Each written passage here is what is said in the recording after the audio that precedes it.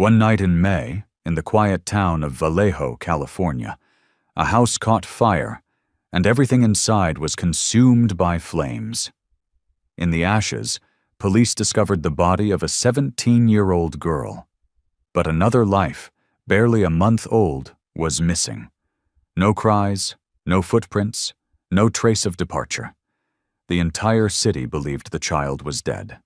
6 years later, an anonymous call revealed something no one dared imagine, not where the child had gone, but where he had never left. May 1996, Vallejo, California, a small Bay Area city pressed between shipyards and salt air, the kind of place where streets slowed after dusk and porch lights did most of the work. On Alabama Street, modest one-story houses lined the block in neat repetition. It was a quiet night, the kind that usually ended without incident. Then, a little after 11, the stillness broke. A call came through dispatch. Structure fire, possible occupant inside. When the first engine reached 1320 Alabama, smoke had already breached the roofline. Flames glowed through the front windows like an open furnace.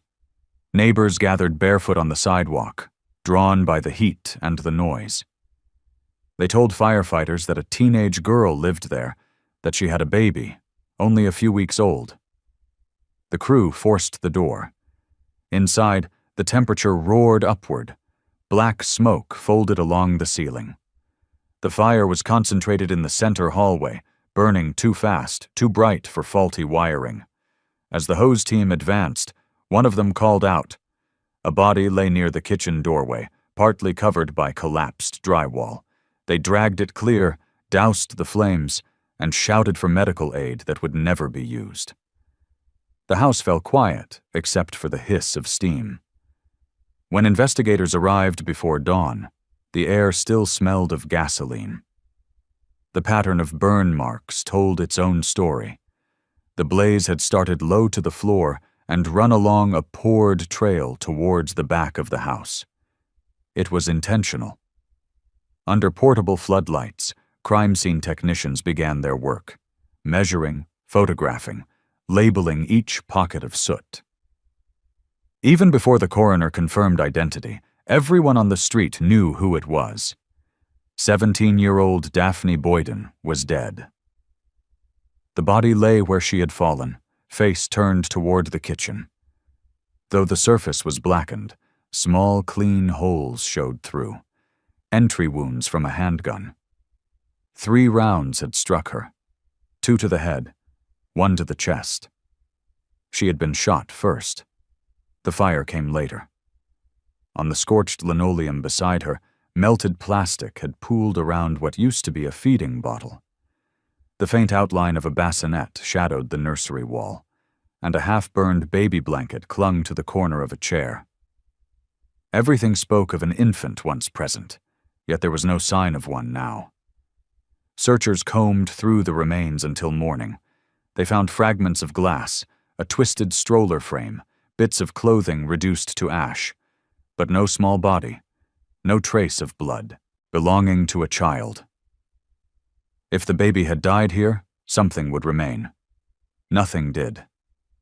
Somewhere between the gunshots and the fire, the newborn was gone. Outside, dawn revealed the full damage. The roof sagged inward. Water pooled across the front steps. Reporters had not yet arrived, only neighbors whispering in disbelief. Daphne had lived there with her grandmother, Riva Boyden, who was out of town visiting relatives that week. In her absence, the granddaughter had been alone with her son, just 25 days old.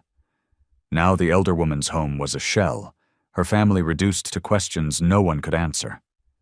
Detective Michael Hubbard, the lead investigator from Vallejo PD, arrived shortly after 6 a.m. He began a systematic walkthrough, recording what the fire had not destroyed. Near the kitchen threshold, he noted spatter, droplets consistent with close-range gunfire. Along the hallway wall, he found the faint imprint of a hand smeared in soot, fingers dragging downward. In the nursery, everything was burned but recognizable. Crib rails warped by heat, immobile, melted into unidentifiable shapes. The fire pattern stopped abruptly at the doorway, as if whoever poured the fuel had stepped over the threshold but never entered the room. The coroner's preliminary estimate placed time of death between 10:45 and 11 p.m. The fire ignition followed within 15 minutes. The accelerant was ordinary gasoline, probably carried in a small container. There were no signs of forced entry on doors or windows. Daphne likely knew her killer, someone she had allowed inside. That detail tightened the circle of possibilities, even as it deepened the puzzle of the missing child. Hubbard's team canvassed the block before the evidence cooled. Several residents had heard the first shot. A single crack, then silence. One woman told police she saw two girls, teenagers by their size and movement, running from the front porch moments later. One carried something held tight to her chest, a small bundle wrapped in cloth or a blanket. The other looked back repeatedly toward the house. Seconds afterward, orange light flashed inside the windows. By the time the woman reached her door, the fire had already climbed the curtains. Her description was echoed by another neighbor who had been sitting on his porch farther down the street. He also saw two figures, moving fast, both female. He could not see their faces. No vehicle waited nearby. They vanished around the corner on foot. That was all. By mid-morning, the street was cordoned off. Reporters began to gather behind the tape, snapping photographs of the smoking ruins. Inside, investigators documented what they could still measure. The kitchen clock had stopped at 11:06 p.m. Melted wiring froze its hands in place. Every note, every photograph would later anchor the official reconstruction of those final minutes. Back at headquarters, the first written summary formed the baseline of the case. Victim: Daphne. Boyden, female, 17. Cause of death: gunshot wounds prior to fire. Manner: homicide. Estimated ignition: approx. 11 p.m. Accelerant: gasoline. Unrecovered person: male infant, 25 days old. Preliminary classification: possible abduction concurrent with homicide. Motive: undetermined. The technical language felt detached, but within it sat the plain fact that chilled every officer reading it. An infant was missing, and no one knew whether he had been taken or destroyed.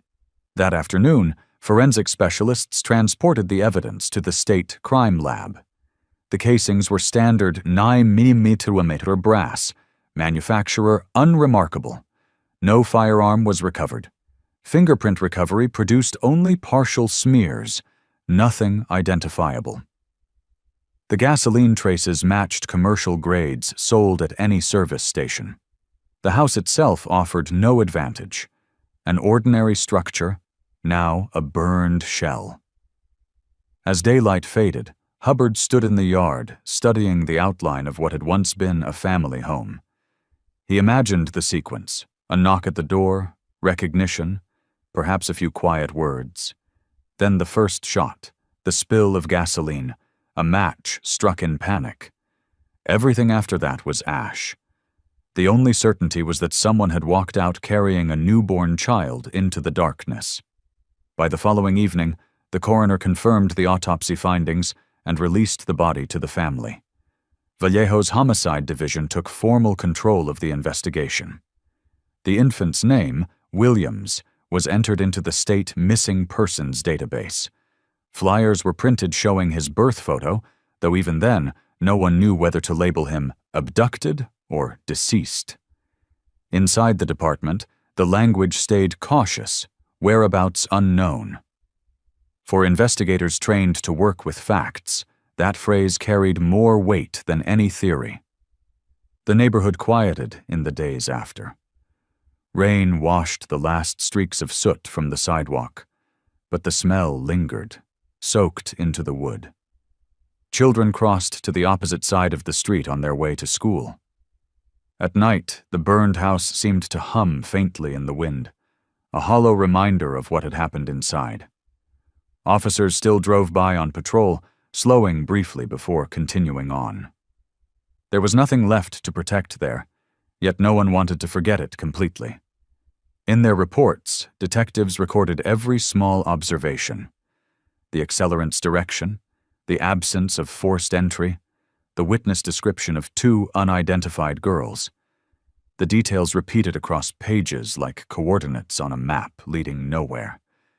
The investigation's first phase closed with a sentence that read almost like an epitaph. No suspect identified, no trace of infant, further leads pending. Behind those words lay the first silence of the case, the moment when evidence ended and speculation began. The city moved on, as it always did. The house at 1320 Alabama was boarded up, windows covered with plywood, a red X painted on the front by the fire department to mark instability. Within weeks, grass grew through the ash, and the story slipped from daily conversation. But for the officers who had stood in that heat, the image refused to fade. A teenage mother lying on her kitchen floor, a trail of gasoline curling past the door to a room built for a baby, and the single unanswerable question that would define every page of the file that followed. Who took the child from that burning house? And why? When the first official report on the Alabama street fire was filed, it read like the outline of a nightmare. A 17-year-old mother dead from gunshots, a house burned deliberately, and an infant missing with no trace of exit or struggle. Inside Vallejo Police Headquarters, the summary passed from desk to desk, and within hours the case received its working title: The Lost Infant. The morning after the blaze, Vallejo awoke to the photographs. Newspapers showed the small, charred frame of the Boyden house, smoke still rising from its roof. The headline stretched across the page: Teen mother slain, baby missing. Local radio repeated the same details every hour until the story reached the Bay Area Evening News. What began as another domestic tragedy now carried a haunting addition: a missing child who might still be alive. The public reaction was immediate: shock first, then outrage, then the familiar exhaustion that follows fear.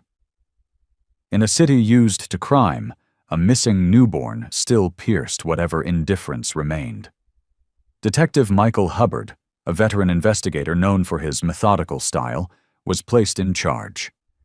He had seen his share of murders in Vallejo, robberies gone wrong, street fights, jealous lovers, but never a case where an infant had vanished into thin air.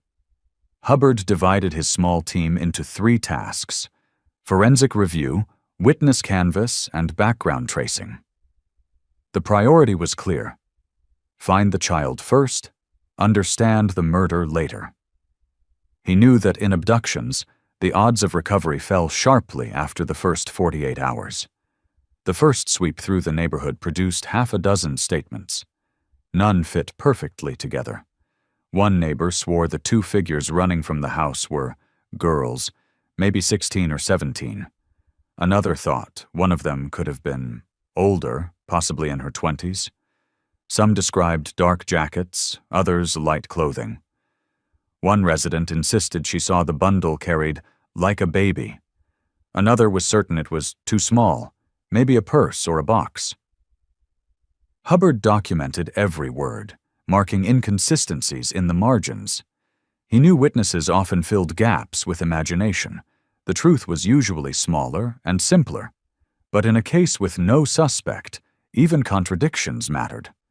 By the second day, the team established a tentative timeline. At 10:45 p.m., a neighbor saw light through the kitchen window and heard a faint cry. A baby's voice, brief, cut short. Around 11 Osokosu, a gunshot. At 11:10, the fire. From ignition to collapse, less than half an hour had passed. The window for the killer's escape was almost absurdly narrow, suggesting confidence or panic. The distinction would become the line between premeditation and impulse. Hubbard's notes from that week read like a study in frustration. No forced entry, no vehicle observed, fire pattern deliberate but crude. The accelerant trail indicated someone with basic familiarity, not a professional arsonist. The suspect or suspects had either walked to the house or parked away from view. What remained constant across all statements was the image of two female figures running from the scene. The possibility that they had taken the baby alive was both the only hope and the most disturbing scenario. To verify whether anyone nearby had recently given birth or taken in a newborn, Hubbard requested hospital admission logs from 3 counties. The process was slow. Electronic databases were still rare in 1996, and every hospital required manual record checks. Over the next week, Vallejo police received paper lists of every maternity admission and discharge from the previous month. No woman matching the local demographic had delivered a baby whose details aligned with Williams's age or weight. No report of a newborn found abandoned matched either. The absence of data narrowed nothing, yet confirmed one crucial fact. No legitimate birth in the region could account for a suddenly appearing infant. The homicide evidence told only half the story. For the missing infant angle, the department consulted the California Department of Justice Missing Persons Unit. Their profiler suggested a pattern known in federal files as substitute mother abduction. In rare instances, a woman suffering from miscarriage or infertility might fake a pregnancy and steal a newborn to maintain the illusion. Such offenders often planned meticulously, sometimes targeting acquaintances. The idea unsettled Hubbard, but offered a thread. If true, the suspect was likely young, female, and emotionally unstable, possibly known to Daphne. He marked the theory with a red tab inside the file. While the investigators built models of motive, the community built myth. On the 3rd day, local talk shows speculated that the crime was gang-related or tied to the boyfriend's emerging rap career. The name Lathan Williams, already recognizable among Vallejo's music youth, became unavoidable. He was 20, performing under the stage name Young Lay, and had just released his first single. Reporters framed the narrative with dramatic symmetry: a rising artist, a murdered girlfriend, a vanished son. Cameras waited outside the station when Hubbard called him in for questioning. Williams arrived with family members and an attorney. His eyes were bloodshot, his answers steady. He explained that he had been in Oakland recording until after midnight. The studio's timesheets and the producer's testimony later confirmed it. Still, Hubbard pressed. Had anyone threatened Daphne? Had she argued with anyone connected to him? Williams hesitated before listing a few names. Girls who used to hang around, people from school, acquaintances from the music scene. He insisted none of them would hurt her. The detective noted every name anyway. For a man whose life had just been split apart, Williams appeared composed, more numb than defensive. When the interview ended, Hubbard shook his hand and wrote a line in the log. Cooperative, emotional control intact, unlikely primary suspect. Outside, reporters demanded comment. Williams refused, letting his mother speak instead. Her voice trembled as she told them, he lost everything that night, his girl and his baby. The statement ran on every local broadcast. By evening, Vallejo's police lines jammed with calls, most useless, some bizarre, psychics offering visions, strangers claiming to have seen a woman with a baby on the bus, old tips recycled from unrelated cases. Each one took time, each one led nowhere.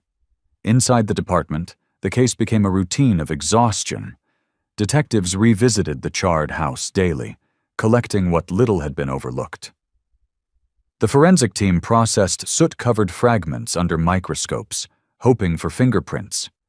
The results came back negative. The gasoline residue confirmed commercial grade, meaning the fuel could have come from any pump in the city. Nothing tied it to a specific person or vehicle. The gun was still missing. Ballistic tests matched no weapon in local databases. With no evidence trail, motive became the only map.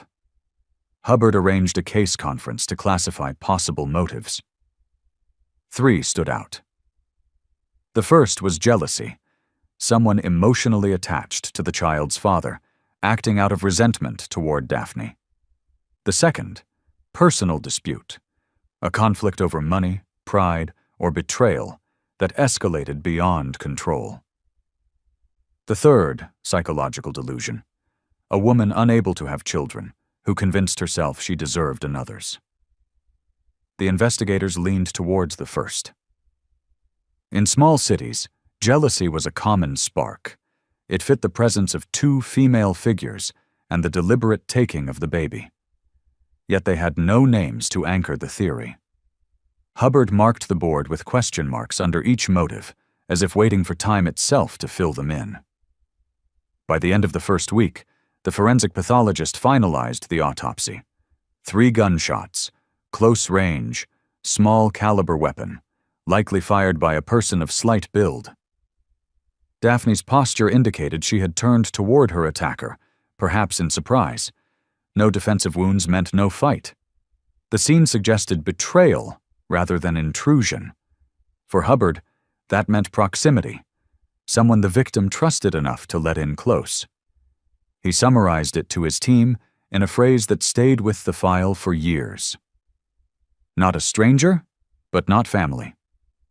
The investigation's slow progress frustrated the department's command staff. Vallejo was not equipped for long-term major cases. Resources were thin, and over time, budgets thinner. Hubbard requested assistance from the State Crime Lab and the FBI's Child Abduction Liaison, but both agencies could offer only consultation. With no ransom note, the federal threshold for active involvement was not met. The case remained local, its reach bounded by city limits. Meanwhile, the community's patience thinned. The Vallejo Times-Herald ran editorials demanding accountability. Commentators questioned whether the police had acted fast enough to issue an Amber Alert, though the system itself would not formally exist for another year. The outrage fed nightly coverage, and nightly coverage fed rumor. Some residents whispered that the baby had perished in the flames, and the police were concealing it.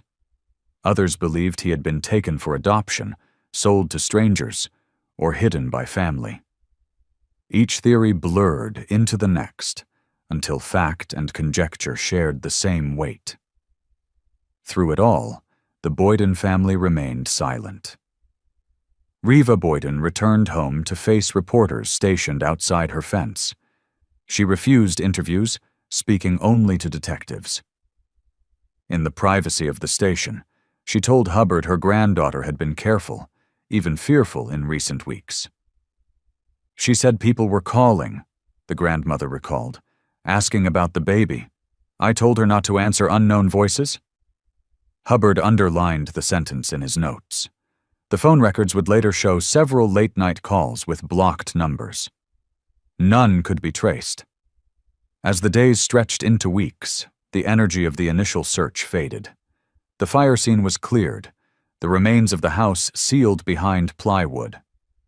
Investigators moved to paperwork and phone tracing, the slow machinery of an unsolved crime. Hubbard, a man given to understatement, described it in his progress report. Case momentum diminishing, no viable suspects, infant remains unaccounted for. Yet between those lines lay quiet conviction. The detective refused to mark the file cold. Every few nights he reread the witness statements, looking for missed detail, the shape of the bundle, the direction the girls had run, the time between gunfire and flame. He wrote questions in the margins that would take years to answer. Did they know her? Why take him? Where would they go? In Vallejo, life went on. News vans moved to other stories. The neighborhood repainted and replanted.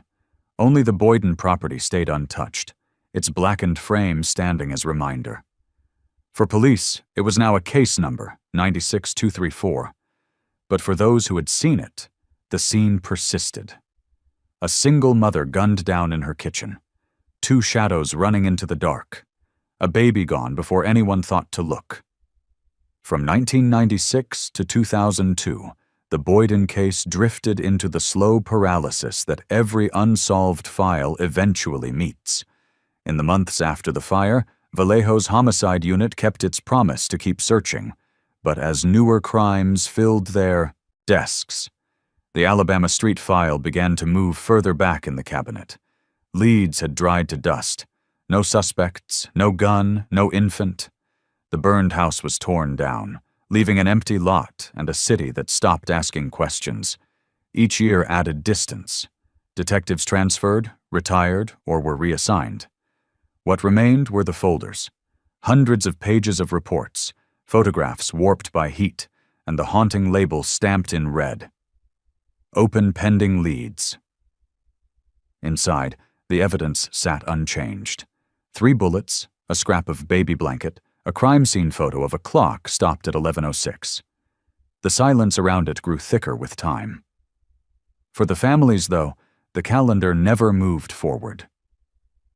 Reva Boyden, Daphne's grandmother, refused to rebuild or sell the property. She kept a small apartment nearby and turned one corner into a shrine.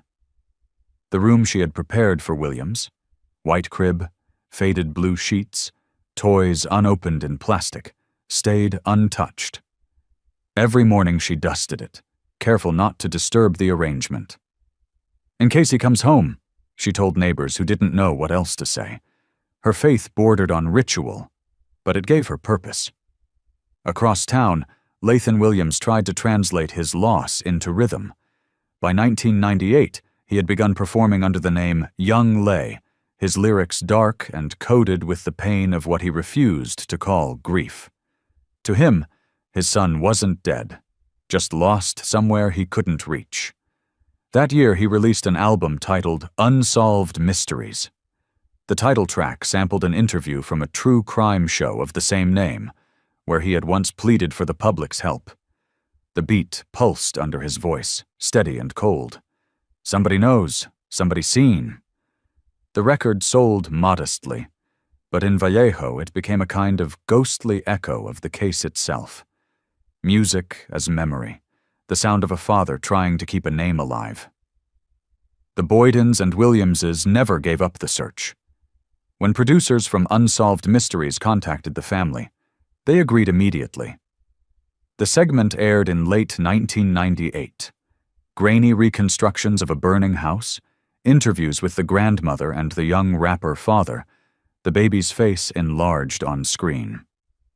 Viewers were asked to call if they had seen anything, anywhere, that might connect to an infant taken in 1996. Hundreds of tips arrived, none with substance. One came from Arizona, another from Washington State, each claiming to have seen a child who looked just like the picture. Every call was logged, every lead investigated, every result the same. Negative. By 1999, the Vallejo Police Department revisited the case officially. Detective Joanne West, who had been new to the force in 1996, volunteered to review the file. She opened the boxes expecting inspiration and found mostly the weight of time. The first pages were dark, with fingerprints from the original investigators, the ink of their notes fading around the edges. She read everything anyway. Autopsy reports, witness statements, lab analyses, crime scene sketches. The facts were familiar. The emptiness wasn't. It was like staring at a painting where the subject had been erased, she later said.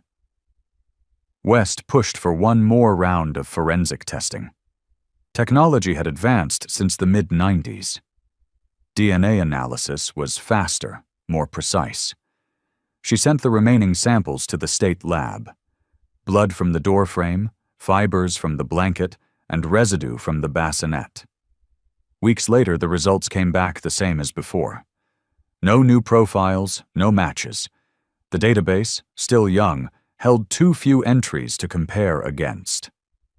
The report closed with a phrase that had become bureaucratic shorthand for hopelessness: insufficient sample for conclusive analysis. After that, the case slid back into limbo. The police updated the missing persons bulletin once a year, changing only the baby's age: 1 year, 2, 3. By the 5th update, the bulletin's description of Williams included an age-progressed sketch created by an artist in Sacramento. The sketch showed a boy with his father's eyes and his mother's round face.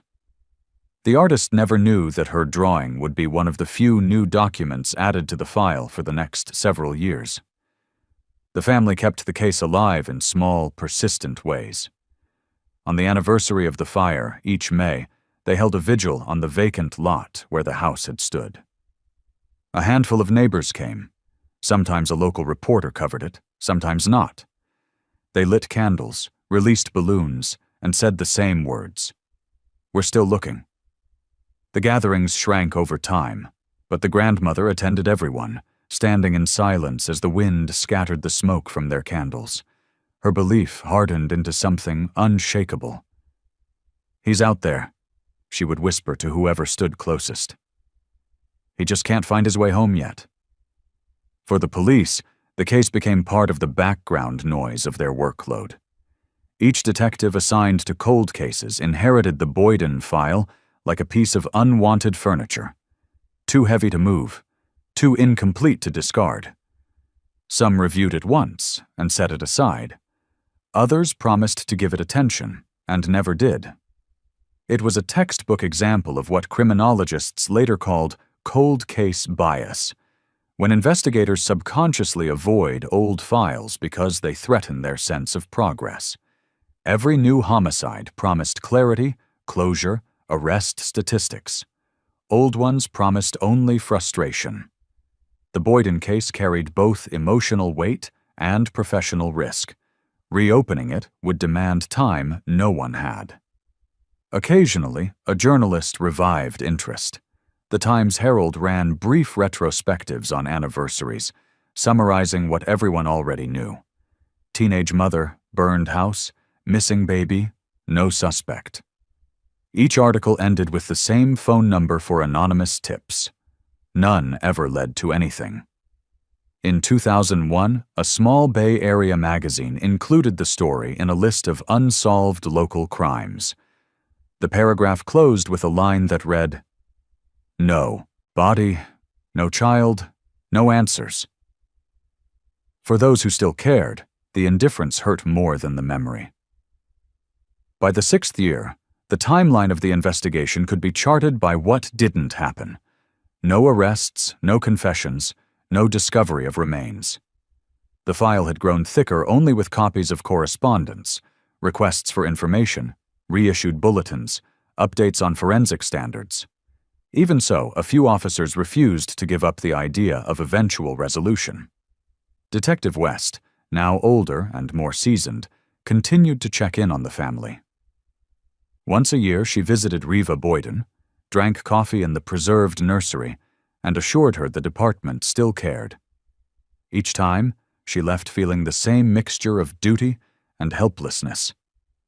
Meanwhile, life outside the case moved forward without permission.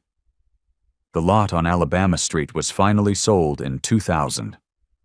The new owner paved it into a driveway and built a 2-car garage. Passers-by could no longer tell what had once stood there. The neighborhood healed in the way small towns do, by pretending the wound was never there. For Lathan Williams, healing meant performance. His music gained regional recognition, not fame exactly, but a following strong enough to sustain him. When interviewers asked about the tragedy, he gave short answers. "I write it out," he said once on a late-night radio show. "That's the only way it don't kill me." The host played a track from Unsolved Mysteries as he spoke, the beat looping beneath the story of a man chasing ghosts. The song ended with a line that listeners would remember long after. "I still hear him breathing in my sleep." By then, the child named in the missing person system would have been 6 years old. The file remained untouched in the archives, sealed in plastic, waiting for a reason to open again. Vallejo's detectives had moved on to new crimes, new priorities. But somewhere inside the department, behind a locked evidence room door, the photograph of a newborn with half-closed eyes still hung on a corkboard. Underneath it, written in faded pen, were the words that had begun this long silence. Find the child. And for 6 long years, no one could. For 6 years, the Boyden case had existed only as paper and silence. Then, one gray afternoon in November 2002, a voice on the telephone cracked the quiet. It came through the front desk at Vallejo Police, routed twice before landing on a sergeant's line. The caller spoke softly, refusing to give a name. "The child from the fire," she said. "He's alive." A pause, a click, and the line went dead. The words hung in the air. The child from the fire. Few outside law enforcement remembered the phrase, yet everyone who did knew what it meant. The baby taken from Alabama Street in 1996. The sergeant copied the message on a scrap of paper and carried it to Detective Joanne West. She had been a junior investigator back then and had never stopped rereading the file. Now, at her cluttered desk, she looked at the note and whispered, "After 6 years?" The tip named a woman, Latasha Brown, age 22, living somewhere in Vallejo. Nothing else. No address, no motive, only a single implication. She had a boy, about 6 years old. West began the way she always did, with records. Hospital archives first. In California, every live birth produced 3 paper trails: hospital log, county certificate, and state registration. If Brown had delivered a child in 1996, her name would appear in at least one. It appeared in none. She pulled county welfare data next. No maternity benefits, no insurance claims, no obstetric visits. Brown existed on paper as a healthy adolescent who had never been pregnant. That absence felt louder than proof. Through the city's school enrollment database, West found a child listed under Leandre Brown, age 6, first grade at a public elementary not far from the original crime scene. Same last name, same timing. She printed the record and circled the birth year, 1996, 2 miles from Alabama Street. With a partner, Detective Daniel Cross, West set up quiet surveillance. From an unmarked sedan, they watched the narrow duplex on Maple Avenue. Each morning, at 7:40, a young woman emerged with a small boy in a blue jacket. They walked hand in hand to the bus stop. The boy laughed, pointing at passing cars. He called her Mom. The first impression was ordinary. No sign of fear, no secrecy. But from a distance, West felt a jolt of recognition. The child's face, round and solemn, matched the faded infant photograph pinned to the old case file. It could have been coincidence, yet she couldn't look away. After 2 days, she requested full background checks: utilities, driver's license, employment. Latasha Brown worked part-time at a dry cleaner, paid in cash. No tax records under her name before 1998, the year she turned 18. Her mother, Dolores Brown, appeared as co-tenant on the lease. West called in a quiet favor at the state's health department. By midweek, confirmation arrived. The Browns' address had never been associated with a registered birth. Whatever child lived there existed only by story, not certificate. The next step was to verify whether the woman could have physically given birth 6 years earlier. Doctors' offices and local clinics were checked. Each confirmed the same thing. Latasha had never been a patient for prenatal or postnatal care. One nurse remembered her as a teenager, accompanying her mother for appointments. Nothing more. In the sterile logic of investigation, the absence of data became evidence itself. If she wasn't the biological mother, then whose child was she raising? West assembled a timeline on her wall. 1996, fire, homicide, infant missing. 2002. Woman age 22, raising 6-year-old boy, no record of childbirth. Between them, the void where proof should have been. The department authorized continued surveillance. Over several evenings, detectives tracked Brown's routines, work, grocery trips, short drives around the city. Nothing out of place. She interacted freely with neighbors, waved to acquaintances, disciplined the boy gently. The ordinariness unsettled them most. If this was deception, it had calcified into everyday life. Then, in late November, Brown boarded a Greyhound bus to Sacramento, leaving the child with a friend. The decision to travel triggered new urgency. Investigators feared flight. They contacted the FBI's Child Abduction Unit for coordination and quietly prepared to act once she returned. While Brown was out of town, Vallejo officers secured a limited search warrant for records within her home. They entered with her mother's consent, careful not to alarm neighbors. Inside, the space looked lived in but sparse. Hand-me-down furniture, children's drawings on the fridge. In a desk drawer, they found a birth certificate for Leandre Brown, issued in 1997 by a private notary, not a hospital. The seal was imitation, the number sequence invalid. Beside it sat a folder of baby photographs, each labeled in handwriting too careful, too deliberate. Underneath the pictures lay a hospital wristband with a name partially burned away by time. Williams, M. They sealed the items as evidence and left quietly. Outside, West leaned against the patrol car, staring at the streetlights. The cold air smelled of rain and gasoline, the same scent she remembered from the fire years earlier. "After all this time," she murmured, "he's been right here." On December 3, 2002, the bus from Sacramento arrived just after 8 in the evening.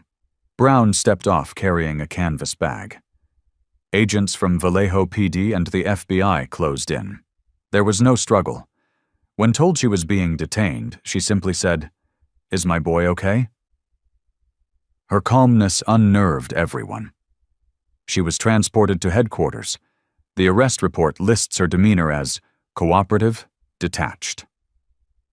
At almost the same hour, another team retrieved the child from the Sacramento home where she had left him. He appeared healthy, polite, and confused by the sudden attention. He repeated his name as Leandre Brown and asked where his mother was.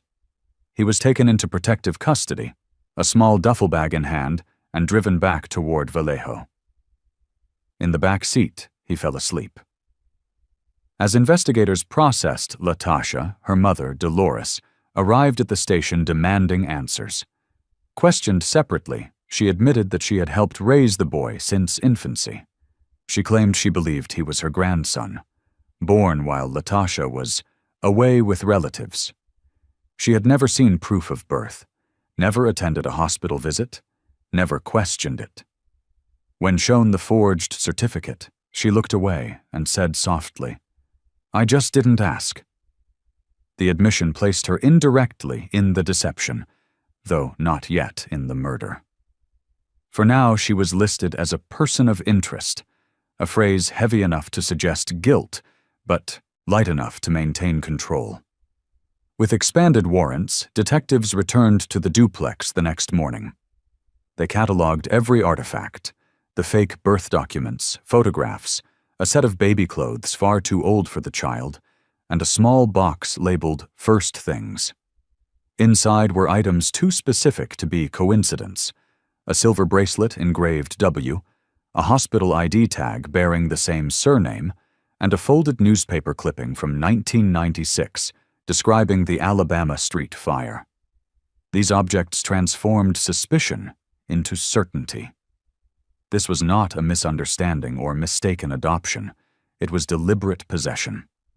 Each artifact tied the boy's life to the case file that had lain dormant for 6 years. The child was taken to a quiet family services center rather than a precinct room. A social worker and a forensic nurse explained they needed a simple cheek swab. just to make sure all the paperwork is right. He agreed easily, unaware of the storm around him. The sample was sealed, logged, and sent overnight to the California Department of Justice DNA laboratory in Richmond. For the detectives, waiting was the hardest part. The test would take 48 hours. West spent the first night rereading her original notes from 1996, tracing every dead end that had led to this one living thread. Sleep came briefly, broken by the thought that maybe, impossibly, the missing child had grown up without ever leaving home. The call from the lab arrived on the morning of December 6th. The analyst's voice was flat, professional, carrying the weight of certainty. Positive match, 99.99% probability. The child is Williams. West hung up slowly. Around her, the office buzzed with quiet disbelief. For years, they had carried a ghost on paper, and now the ghost had a heartbeat. The official report would later phrase it clinically. DNA analysis of minor male sample, SO2 M451, conclusively matches neonatal reference collected April 1996 at Vallejo General Hospital. But in that moment, words felt inadequate. That afternoon, officers escorted the child to a foster care facility under protective custody. He asked when he could see his mother. No one answered directly. West promised only that he would be safe, that people were working to understand what had happened. He nodded, confused but trusting. Once the DNA results confirmed that the boy was Williams, the task before Vallejo police shifted from discovery to explanation. The question was no longer where the child had been, but how he had vanished, and who had kept him hidden in plain sight for 6 years. Reconstructing that night in 1996 would demand more than science. It required memory, confession, and the careful stitching of fragments long buried under fear. Over the next months, investigators pieced together the story that Daphne Boyden never lived to tell. Latasha Brown was 15 at the time of the murder. She had attended the same high school as both Daphne and Luthan, Williams. Teachers remembered her as quiet, introverted, polite to adults but withdrawn among peers. Those who knew her then described a pattern of attachment and imitation. She gravitated toward people she admired, adopting their speech and mannerisms. In late 1995, she began appearing at small gatherings where Lathan performed. She was young, impressionable, and drawn to the small circle of local fame that surrounded him. Her infatuation deepened quickly, and jealousy followed close behind. When Daphne gave birth to Williams's child, that jealousy hardened into something else, a fixation that blurred the boundary between envy and desire. Through interviews and eventual testimony, the second figure from that night emerged, Oceanetta Williams, 17, unrelated to the family despite sharing the same surname.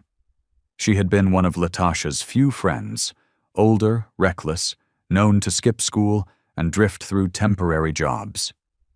The two girls formed a strange alliance, one naive and obsessive, the other impulsive and easily led. Prosecutors later called them two halves of one plan. What began as adolescent envy would evolve into a deadly imitation of motherhood. The confession, obtained after months of interrogation, was fragmented but clear in outline. On the night of May 17, 1996, Latasha persuaded Oceanetta to accompany her to Daphne Boyden's house. She told her friend that she wanted to see the baby, insisting she knew the family and would only stay a few minutes. They walked the few blocks under cover of darkness, carrying a small handgun Latasha had taken from a relative. It was not loaded at first. They brought bullets separately, unsure of what they would do. When they arrived, Daphne was home alone. She recognized Latasha and let her in without hesitation. The baby slept in the next room. Forensic reconstruction later confirmed that the first shot was fired in the kitchen. Daphne likely turned her back, perhaps to fetch something, when Latasha pulled the trigger. The bullet entered the back of her head at close range. 2 more followed, fired in panic when Oceanetta screamed. Blood sprayed across the linoleum, droplets found years later preserved under soot. The gun jammed on the 4th attempt. The 2 girls froze, realizing what they had done. Then, according to Oceanetta's later statement, Latasha said, almost calmly, "Take the baby." They wrapped the infant in a towel, grabbed a can of gasoline left near the porch for yard work, and poured it along the hallway. Latasha struck a match and dropped it near the kitchen door. As the flames caught, they ran. Neighbors saw them only as shadows carrying a bundle. The entire act lasted less than 10 minutes. The psychological motive, built from expert testimony years later, revealed a pattern that fit known cases of what clinicians call pseudocyesis, a false pregnancy accompanied by delusional attachment to the idea of motherhood.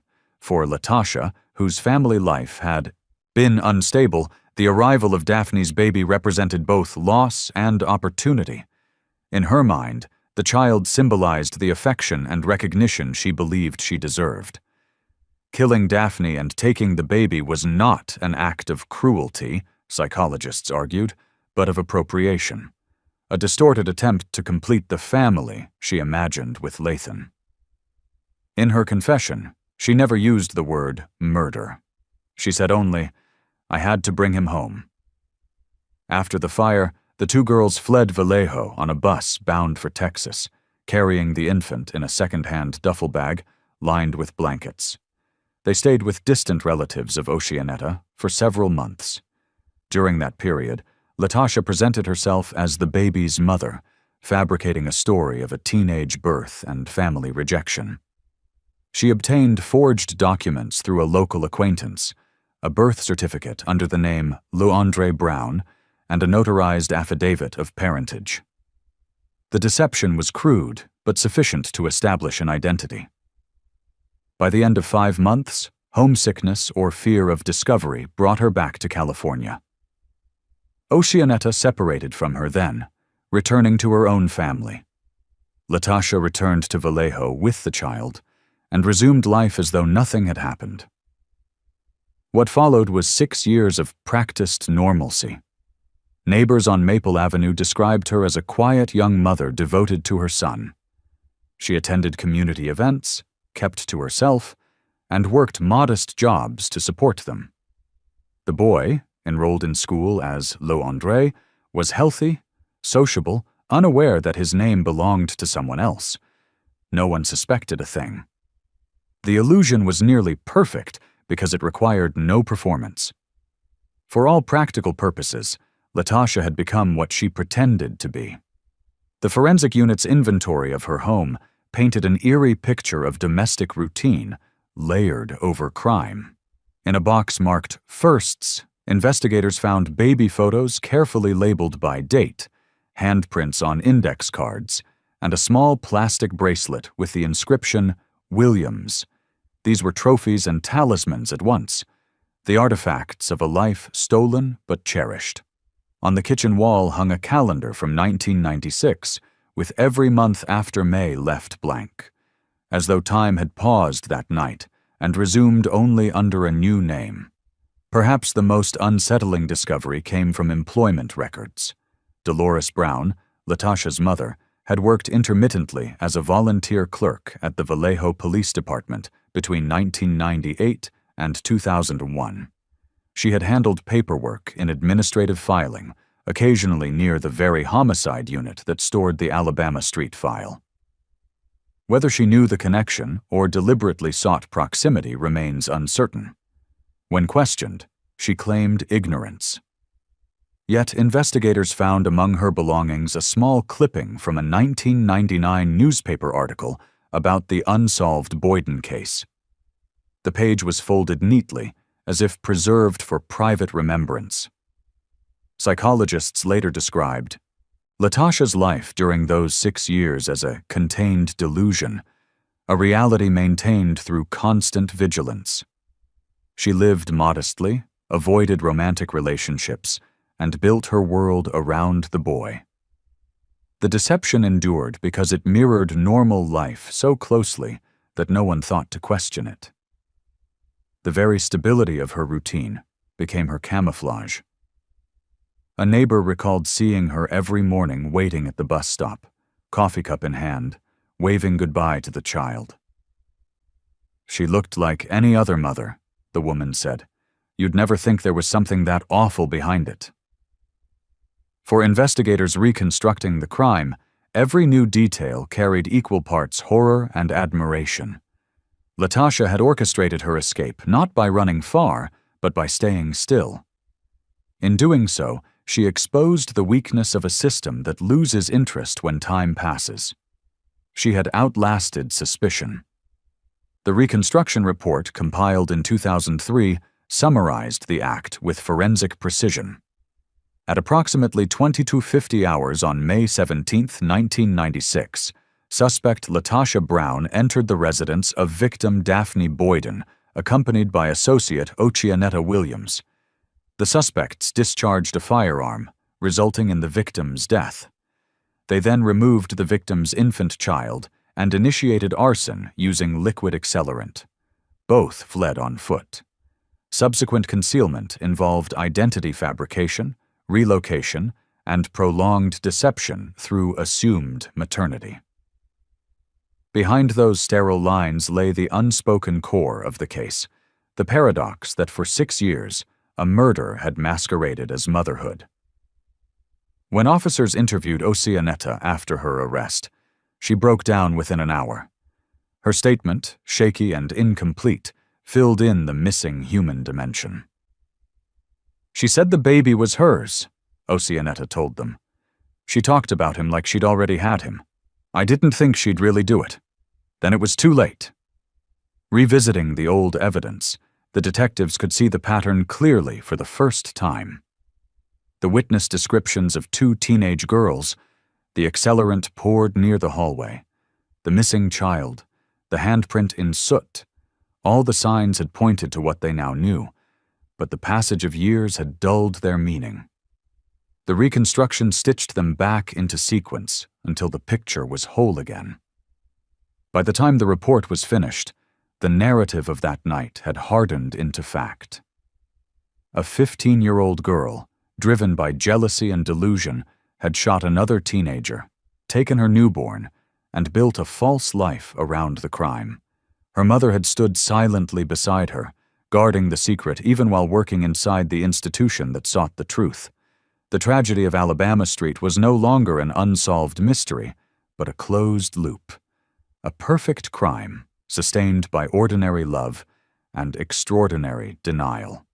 When Detective West reviewed the final draft of the reconstruction file, she added one personal note at the bottom margin, written in pencil, rather, than ink. 6 years of pretending turned a murder into a family. The truth ends it, but it doesn't undo what was lived. It was an observation that no report could quantify. For Latasha, those years had been real. For the child, they were his only memories. And for Vallejo, the revelation turned what once seemed a miracle, the return of a lost boy, into a story far stranger. The fire that had consumed a young mother's home had not erased her child after all. It had simply delivered him into another life, under another name, behind the same streets that still smelled faintly of smoke. The trial of Latasha Brown opened in the spring of 2004 at the Solano County Superior Court, nearly 8 years after the night Alabama Street burned. The courthouse in Fairfield, 30 minutes from Vallejo, stood washed in pale light that morning. Polished floors, reporters gathering by the doors, and a quiet crowd of locals drawn by the promise of closure. To the press, it was the story of a lost baby found alive. To the families sitting in the gallery, it was the end of a wound that had never healed. Latasha entered the courtroom wearing county-issued beige. Her face was expressionless, eyes fixed on the table before her. The years since her arrest had changed her. She was 23 now, older but not hardened, carrying herself with the composure of someone who had long accepted her fate. Behind her sat her mother, Dolores Brown, subdued, hands folded. To the left, the Boyden family took their seats in silence. In the front row, Lathan Williams, the father of the child, kept his gaze low. Cameras were banned inside, but sketches of the scene would later show the stillness of that moment, a room heavy with memory, where two versions of the same past were about to collide. Judge Thomas Calhoun presided. The charges were read aloud. First-degree murder of Daphne Boyden, kidnapping of a minor under 14, arson resulting in death use of a firearm in commission of a felony. Latasha's attorney entered a plea of not guilty on all counts. The defense did not contest the physical evidence.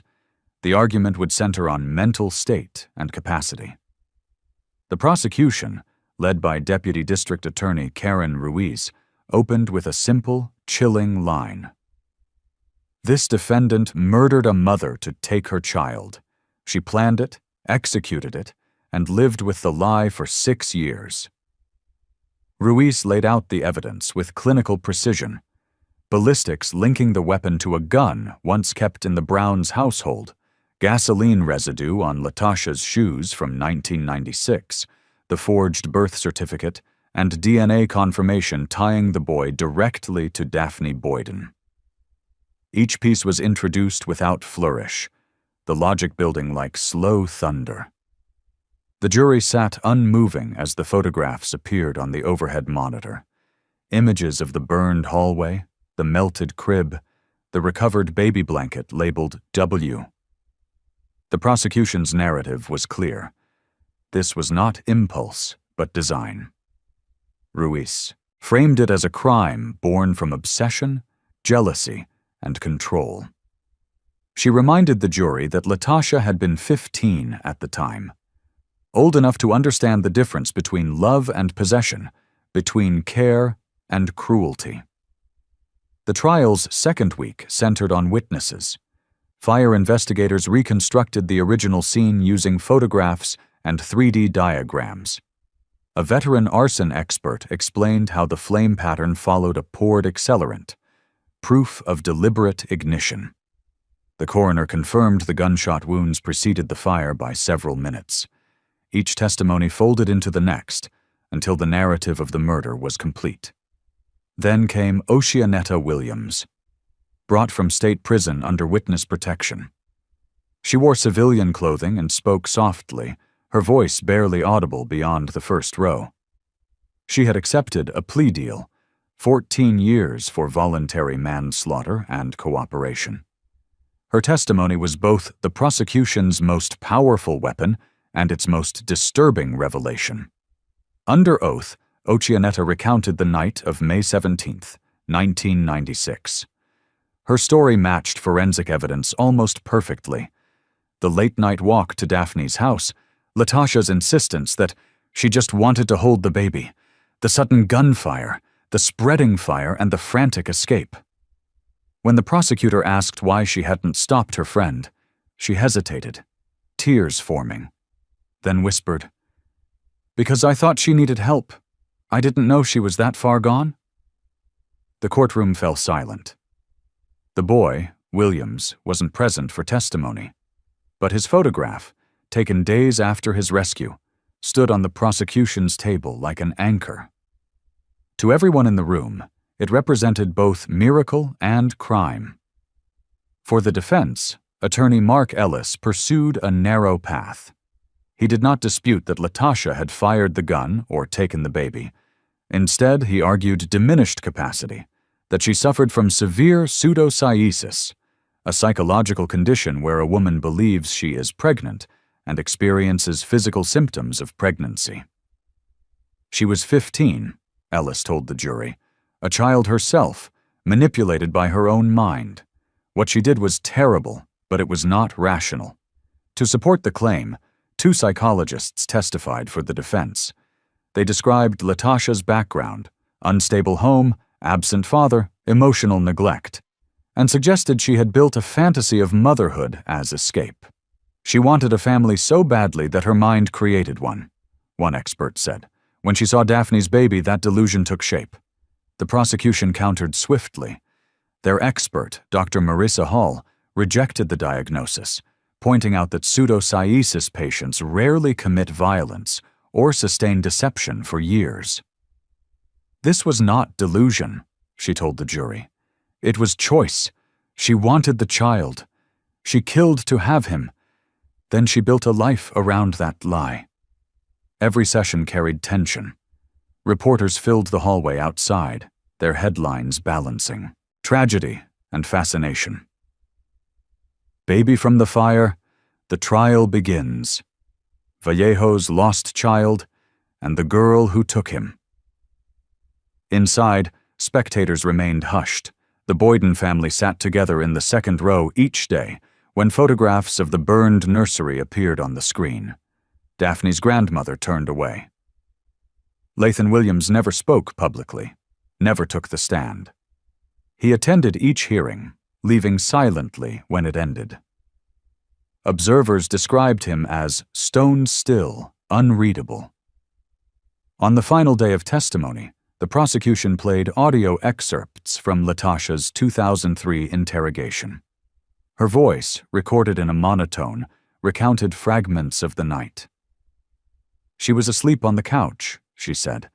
I remember firelight. I remember him crying.